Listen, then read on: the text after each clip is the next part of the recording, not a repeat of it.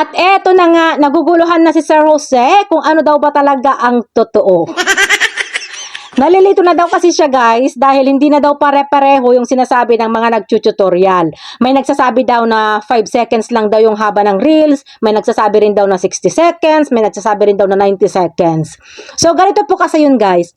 Ang sa reels po natin, kailangan po na at least 10 seconds yung haba. At least 10 seconds yung haba. So ibig sabihin, hindi siya bababa ng 10 seconds.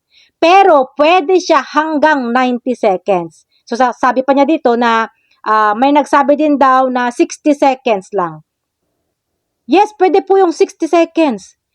10 seconds hanggang 90 seconds ang pwede po sa Reels. Pero ngayon kasi guys, pwede na po mag-upload ng kahit lagpas sa 90 seconds. Kasi sinubukan ko na po yan ng isang beses. In-upload ko yung video ko doon sa Reels. Mahigit 2 minutes po yun. Mahigit 2 minutes yung video in-upload ko sa Reels. Pero so far, okay naman siya. Hanggang ngayon, okay naman siya. Hindi naman siya naputol. Na-upload naman lahat. At eto namang 5 seconds na sinasabi niya, siguro nga, baka stories po yan. Kasi nga sa stories po natin guys, pwede pong mag-upload ng 5 seconds.